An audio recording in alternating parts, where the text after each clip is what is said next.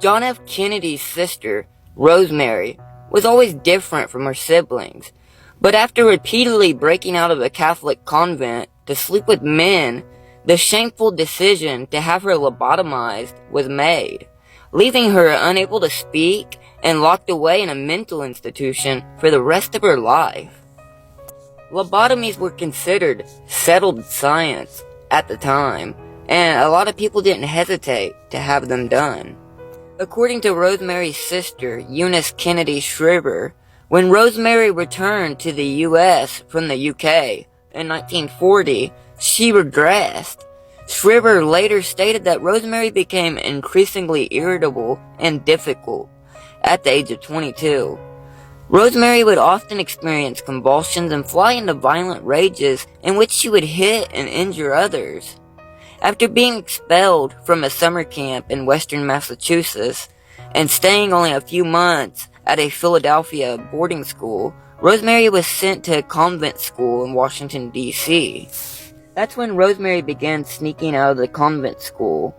The nuns at the convent thought that Rosemary might be involved with sexual partners and that she could contract a STD or become pregnant.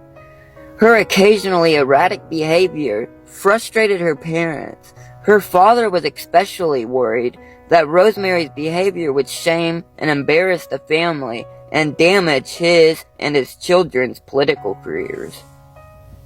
When Rosemary was 23 years old, doctors told her father that a form of psychosurgery, known as a lobotomy, would help calm her mood swings and stop her occasional violent outbursts.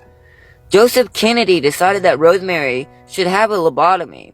However, he did not inform his wife of this decision until after the procedure was completed. The procedure took place in November 1941. It quickly became apparent that the procedure had not been successful. Kennedy's mental capacity diminished to that of a 2-year-old child. She could not walk or speak intelligibly and was incontinent. After the lobotomy, Rosemary was immediately institutionalized.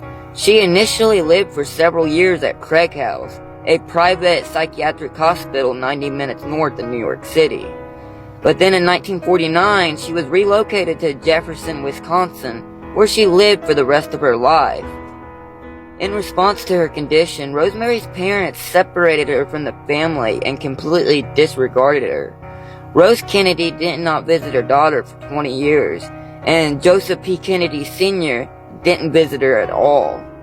Now, talk about sad. Remember, if it's more interesting, you can find it here.